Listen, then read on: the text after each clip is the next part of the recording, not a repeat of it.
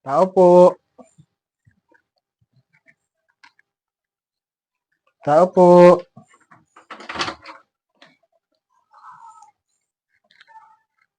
Ano Ikaw po po yun? si Jonalyn J. Asis. Apo, bakit po? Ito po yung letter ng manager po namin sa motor trade. Ang bali po ay yung motor niya po is ilang buwan na po di nahulugan. Kung hindi niya daw po mahulugan, sabi ng boss ko, ng manager namin, mapipilitan po kami hatakin. Pag wala po, pag di po nakahulog.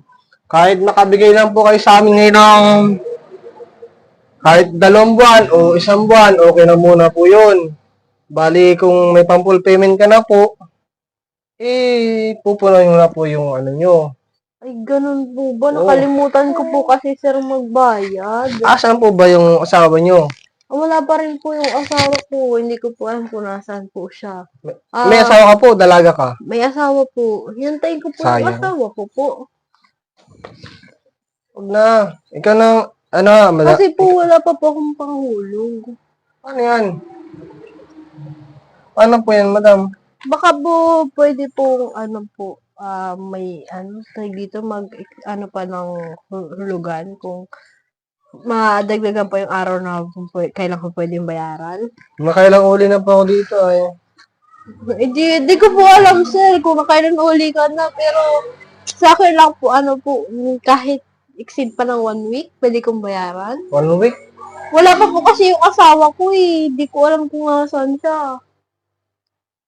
Ako naman, ma'am, trabaho lang po namin ito. Sana po maintindihan namin yung ako po inutusan lang po ng aking boss. Ng aking ng boss namin na ganito nga, pumunta daw ako po dito. Nabili po kasi namin ng gatas tsaka diaper ng baby ko. Pwede pong sunod na buwan or sunod na linggo po, babayaran namin. Madam, ma'am. Di po kasi kami Ako makakabayad naman po ang mayayari sa bisina namin. Ako naman po kagalitan. As in, At ngayon ilang araw po talaga dapat po bayaran? Hindi po kasi kayo nag-update sa opisina. Hindi mo na kinapunta. Gusto nyo puntahan pa dito. Ganyan ba talaga kayo? Hindi. Dapat ma'am, kung may... Na-late lang po kasi. ganito kasi ma'am yan. Kung makakuha po kayo ng ganyang motor, dapat po, i-cash ninyo o kaya kanyang hulugan buwan-buwan. Kasi po, kami, sa trabaho lang namin ito. Ginagampanan namin. Di ba po ilan buwan na lang naman hulugan yun? Oo nga. 5 buwan. Dati. Nakalakay dito. Dati 5 buwan mo din nahulugan, di ba? 5 buwan. Oo. 3 months na lang hulugan mo, mapupuan nyo na. Tapos, masablay pa kayo Dati ng ganyan. din ako ng 5 buwan. Hindi pa naman pinilit na kunin yung motor. Ngayon, patapos na ako maghulog, kukunin nyo? Hindi kasi Bakit ganun? Ganun. Noong unang bago pa lang yung motor, nakalagpas ako ng 5 buwan Ma'am, din. labas na po ako doon sa problema na yun. Ay, baka po sir, pwedeng mag-exist po na ilang linggo pa, ma-extend po. Ma-extend sa linggo? Opo. Hindi ma'am. Hindi ko po alam kung kailan babalik yung asawa ko eh. Wala po kayong kontak sa asawa niyo ma'am? Wala po yung cellphone. Paano yan? Kung kung ayaw ninyong bayadan, mapipilitan po lang ang sa barangay dito. Para doon tayo mag-usap. Papadaan pa po ba yung kuya sa barangay? Hindi, ako na, bago po ako bumalik Babayaran ko naman yun. Hinahantay ko lang yung asawa ko. Bago po ako bumalik ng opisina namin, kailangan makukuha po kasi yung motor ninyo. Kukunin namin ngayon, tapos halimbawa ay kung ayaw nyo, barangay tayo. Tapos, Kuya, wag mo na pong ipadaan sa barangay. Hindi ma'am, ang trabaho lang po. Tapos, kung makukuha nyo, doon nga po kukunin sa office namin. Panigurado ako may charge na naman yun. Ako may charge po rin. 1,000 lang po yun. Baka naman, 1 linggo lang naman po. Hindi naman pwede. Kami nga Hindi naman baga po tatagal ako 1 linggo. 5 buwan ko naman babayaran. Saan kayo di dapat ma'am, bago pa lang ganito mangyari, dapat may panghandaan pambayad. Saan kayo kukuha ng pambayad? Ay, mangungutang na lang kami. Tama, ang liit pa ng anak mo ay, oh. Kawawa naman po yung baby ko. Kasi nabili ko po ng diaper niya yung panghulog ko eh. Hindi po pwede, ma'am. Eh, kami naman po, trabaho lang ito. Sana pimaintindihan naman ninyo. Ay, antayin ko na lang po yung asawa ko. Eh, may pupuntahan pa po ako ibang lugar, ma'am. Hindi lang po kayo ang pupuntahan ko. Marami po pupuntahan. Kailangan talaga. Eh, baka naman po pwede bang mag-extend. Extend nyo lang po, Oo, please. pwede. Kuya naman. Pwede mo naman sabihin sa manager mo na hindi mo natagpuan yung tao dito. Wala yung motor, di ba?